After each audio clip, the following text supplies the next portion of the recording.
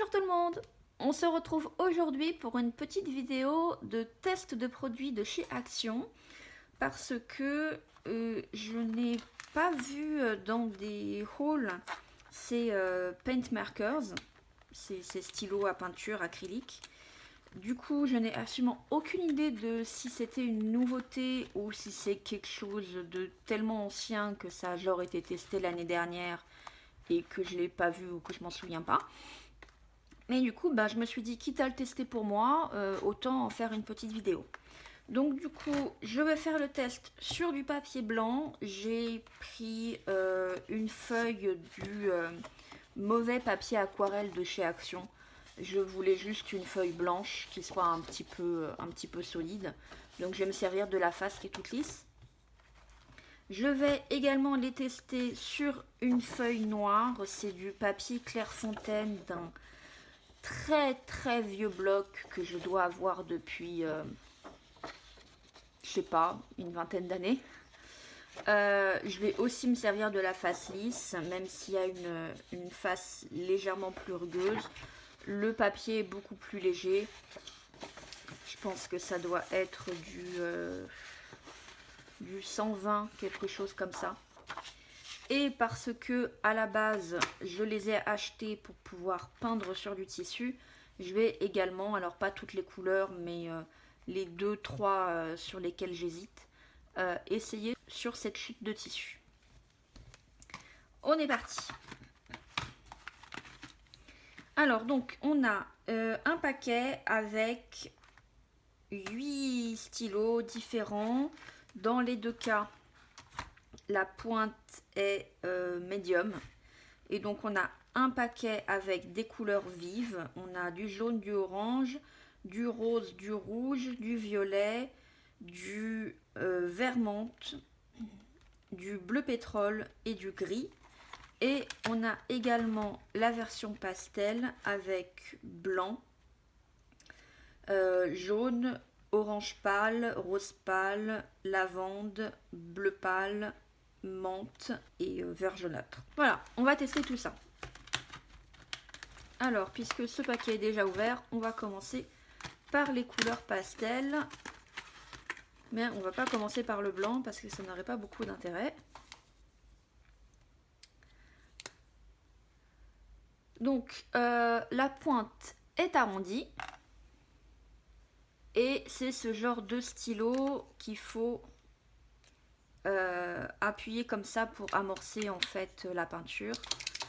Donc je vais commencer par le secouer. Il n'y a pas de recommandation sur le paquet de combien de temps il faut le secouer.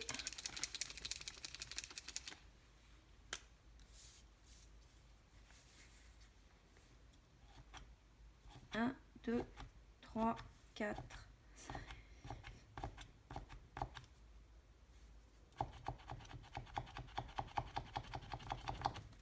Et ben ça démarre bien.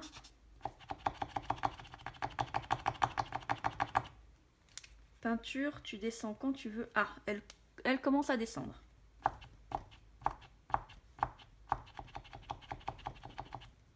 Ça y est. Ça y est, elle est là. Et ben.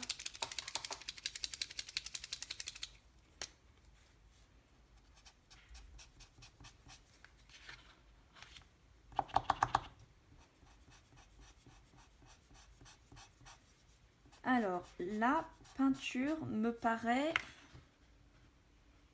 très sèche. Je sais pas, vous savez, c'est peut-être pas le... Je vais plutôt le tester sur ce papier-là, qui absorbe moins. Ouais, c'est mieux. Parce qu'en fait, ce papier-là, comme c'est censé être du papier aquarelle, il absorbe l'eau de fou. Et en fait, j'avais à peine le temps de faire mon trait que c'était déjà sec.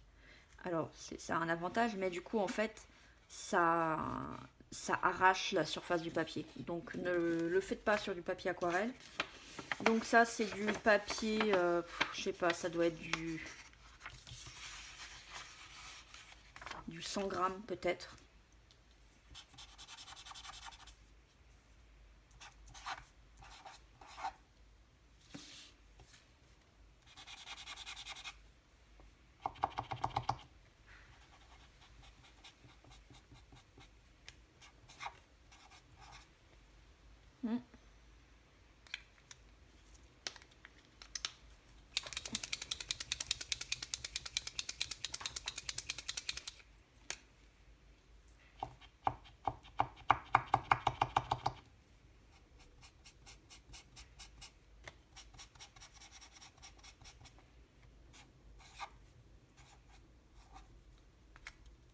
Ok, je teste les autres couleurs et on fait un point ensemble. Me voici de retour. Alors ça a pris plus de temps que prévu parce que j'ai dû faire une pause pour reposer mon bras. Tellement dès le 3e marqueur, il me faisait mal. Donc, ma méthodologie, en gros, ça a été de secouer les stylos pendant 30 secondes, puis d'amorcer avec un système de pompe, c'est-à-dire en gros comme ça, le stylo jusqu'à ce que suffisamment de peinture descende pour pouvoir écrire. Pour vous la faire courte, ils sont nuls, passez votre chemin.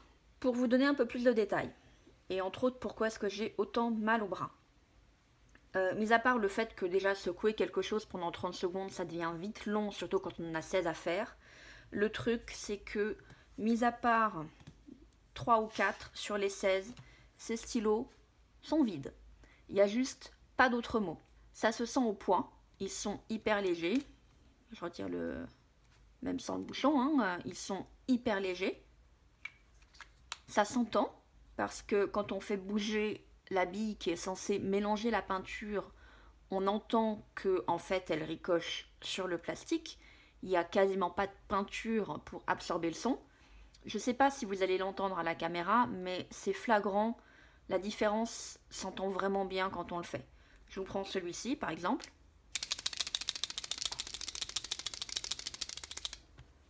Vous entendez comme on entend bien la bille? Et je prends le blanc qui est l'un de ceux qui sont un tout petit peu plus lourds. Le son est un peu plus sourd et un peu plus visqueux. On entend que les billes sont retenues par une matière liquide visqueuse, la peinture. Ce qui fait que pour la grande majorité des marqueurs, j'ai dû amorcer, et je ne plaisante pas, j'ai compté, à peu près 150 fois avant de pouvoir écrire quelque chose. Ça devient vite extrêmement fatigant. Normalement, pour ce système de pompe, vous appuyez quelques fois, maximum une dizaine. Si vous laissez appuyer, la peinture va descendre et vous êtes même censé pouvoir vous retrouver carrément avec une flaque. Donc il ne faut pas le faire. Il faut juste amorcer. Là, même sur ceux qui sont pleins, la flaque, vous l'oubliez tout de suite. Et même en maintenant appuyé longtemps, c'est-à-dire plus de quelques secondes, et en relâchant, je ne voyais toujours pas la peinture arriver sur la pointe en feutre.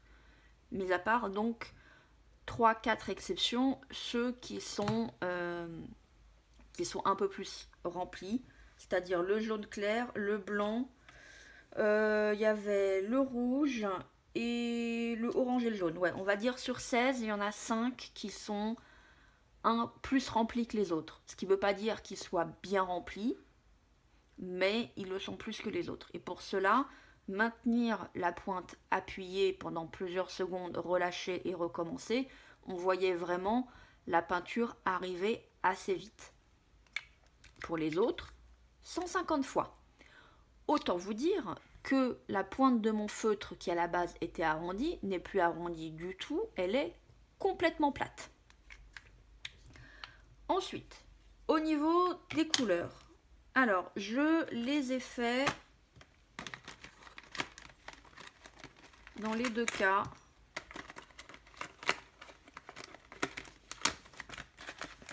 de droite à gauche, tout simplement. Voilà. De droite à gauche, tout simplement parce que je ne voulais pas commencer par le blanc sur une feuille blanche, ce qui au final est l'un de ceux qui se voit le plus. Cherchez la logique. Et donc je les ai faits sur papier blanc, enfin presque blanc, il n'est pas... Vous voyez, c'est du un peu cartonné, il est très légèrement jaunâtre, mais bon. Sur du papier blanc, sur du papier noir, et il y en a juste 2 que j'ai essayé sur du tissu. Donc, ça, c'est le vert pâle jaunâtre. Ici, c'est la couleur menthe pastel. Ici, c'est la couleur bleu clair. Ici, on a la couleur lavande. Puis, le rose pâle. Ici, on a l'orange pâle. Ici, le jaune pâle. Et enfin, le blanc. Et sur mon tissu, j'ai essayé juste le bleu clair qui est ici. Donc, ce que vous pouvez voir, c'est que bon bah sur la page blanche, ça vaut ce que ça vaut. Sur la page noire, c'est pas forcément inintéressant parce que ça donne un effet craie. Alors vous pourrez pas l'effacer parce que c'est de la peinture, mais du coup ça donne un peu une texture quand même. Et sur le tissu, est-ce que c'est surprenant ou pas? Je sais pas parce que j'ai pris du tissu qui finalement ressemble assez à de la toile de tableau. Et bien là, ça marche quand même plutôt assez bien. Le problème, c'est que ce soit sur ce papier-là ou même sur le tissu, la pointe en feutre s'use très vite et bouloche. J'ai aussi remarqué que vous ne pouvez pas colorier en faisant des allers-retours comme ça. Ça déchire le papier tout de suite. Vous êtes obligé globalement de faire des marques comme ça. Vous verrez aussi que alors sur le tissu là, ça donne quelque chose de relativement uniforme. Par contre sur le papier, vous allez voir les marques, la démarcation en fait entre chaque passage. Vous n'allez pas pouvoir avoir, ou vraiment très rarement, ici ça l'a un petit peu fait, un peu plus. Vous allez avoir les coups de pinceau, on peut dire, les coups de stylo. Alors, de ce côté-là, on a ceci. Hop. Comment je vais faire? Comme ça. Voilà. Donc ici, on a, c'est écrit, le gris. Donc de façon pas trop surprenante, les couleurs foncées, là, se voient quand même beaucoup mieux sur du papier blanc que sur le papier noir. Et les couleurs pastel, c'est plutôt l'inverse. Elles sont plus jolies sur le papier noir que sur le papier clair. Et c'est une histoire de contraste. Donc ici, nous avons le gris, le bleu pétrole, qui est également celui qu'on retrouve ici. Ah oui, et donc, ce que je voulais vous dire aussi, ça sèche extrêmement rapidement, ce qui n'est pas forcément une mauvaise chose, mais oubliez tout de suite l'idée de faire des dégradés. Hein. Non, non, ce sont vraiment des aplats de couleurs avec des marcations très franches. Je ne sais pas si vous allez voir, mais au milieu, là, j'ai superposé les deux. Donc, j'ai d'abord mis le bleu clair et par-dessus le bleu pétrole. Donc, au milieu, on a la superposition des deux couches. On ne peut pas dire que ça modifie franchement la couleur du bleu pétrole. C'est plutôt comme si j'avais fait une deuxième couche de bleu pétrole et que du coup, je couvrais mieux, j'avais une meilleure couvrance du tissu. Mais point de vue couleur, c'est le bleu pétrole qui l'emporte. On n'a vraiment pas un éclaircissement de la couleur apporté par la teinte claire du bleu clair. Voilà, donc on en était au bleu pétrole et c'est vraiment dommage parce que c'est une très jolie couleur sur le blanc. Ensuite, on a le vert menthe, on a le violet, on a le rouge qui est très joli sur le blanc.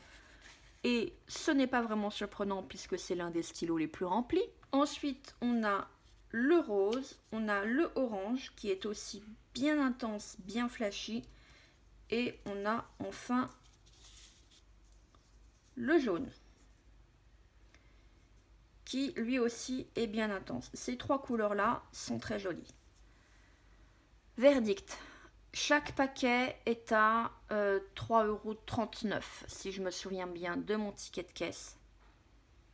J'avais déjà trouvé ça cher. Après les avoir testés, clairement, passez votre chemin. On peut avoir tellement plus de choses intéressantes pour 3,39 € à Action. Pour moi, ces stylos n'en valent pas le coup. Après, si vous les avez, ou peut-être que vous voudrez les prendre malgré tout, on peut leur trouver des utilités. Effectivement, sur du tissu, tant que c'est pas du tissu que vous avez l'intention de laver, parce que je ne pense pas que ça résiste au lavage, on peut en faire quelque chose. Sur du papier noir, ils prennent une apparence beaucoup plus proche de la craie, ce qui peut être intéressant. Tiens d'ailleurs, je vais essayer un autre test. Ça, c'est une future couverture de carnet. Je ne sais pas exactement ce que je vais en faire, mais en fait, j'ai testé dessus le Gesso noir de chez Action. Donc, on va essayer, on va en prendre un blanc, un bleu. On va prendre le violet et lequel se voyait pas très bien. Et ben on va prendre le bleu pétrole. Oh non, on va quand même prendre une couleur chaude. Ah, l'inconscience que ça fait quand même. Comment je suis directement allée sur mes couleurs préférées. Voilà, on va essayer cela, vite fait. Est-ce que sur une couche de peinture, qu'est-ce que ça donne?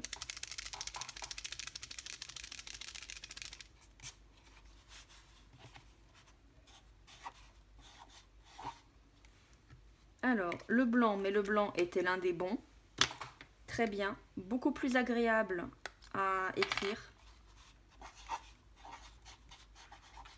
Celui-ci conserve son apparence de craie.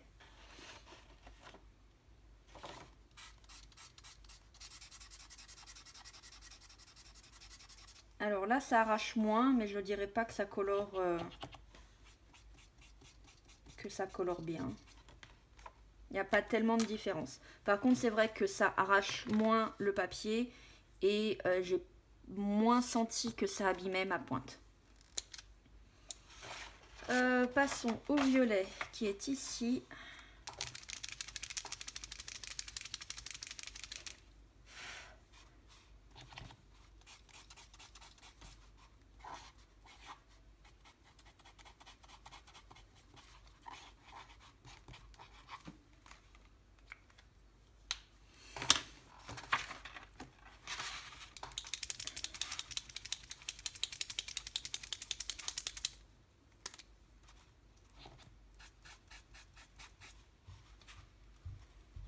Je sais plus quoi écrire.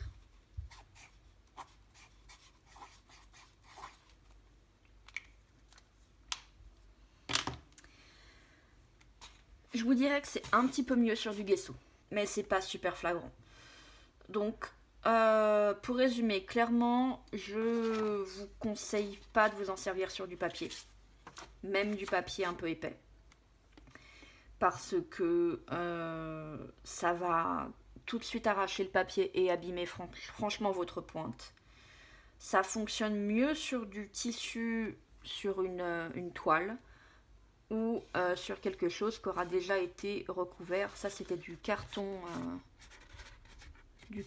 tout souple d'une lettre Amazon. Mais recouverte avec du gesso, ça la rapproche plus d'une toile. Ça fonctionne quand même mieux. Vous voyez quand même que la couleur du orange, elle est mieux marquée. Même ici, ça ressort quand même un peu mieux. Mais au final, et quelque part, c'est peut-être normal puisque ce sont des stylos et pas des pinceaux, je trouve que c'est mieux adapté pour écrire quelque chose que pour colorier quelque chose. Alors moi, à la base, c'était pour colorier quelque chose sur du tissu. Je vais peut-être essayer quand même, même si ça rend pas vraiment ce que j'espérais.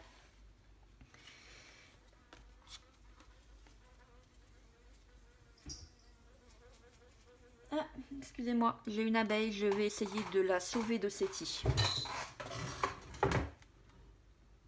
Voilà, je commence à prendre le coup de main. Par contre, je sais plus du tout ce que je disais. Oui, que ça marchait mieux donc pour écrire que pour colorer. Et que donc moi, mis à part mon petit projet de couture où je vais quand même essayer, je pense, de faire quelque chose, ben clairement je m'en servirai pour écrire. Ça pourrait être pas mal sur des étiquettes, surtout sur du noir, type ardoise. Alors j'ai de la peinture noire vraiment type ardoise, mais vous voyez que de la peinture noire normale, ça fait plutôt la même chose. Vous pouvez écrire des noms de personnes pour marquer les places, les emplacements sur des tables, ou le nom de votre plante, à voir si ça tiendra face aux intempéries, ça j'en sais rien. Mais au pire, vous rajoutez une petite couche de vernis par-dessus. C'est parfois ce que je fais sur mes couronnes de porte.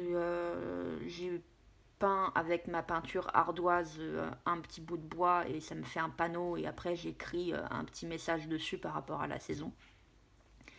Bah du coup, peut-être que je m'en servirai pour ce genre de choses maintenant que je les ai. Mais honnêtement, je vous les conseille pas. Voilà, bah écoutez, c'était mon test de produit. N'hésitez pas à me dire ce que vous avez pensé, c'est la première fois que je fais ce genre de vidéo. Dites-moi si vous voudriez que j'en fasse plus souvent. Et puis, ben voilà. En attendant la prochaine vidéo, je vous souhaite une bonne fin de journée. Bye bye!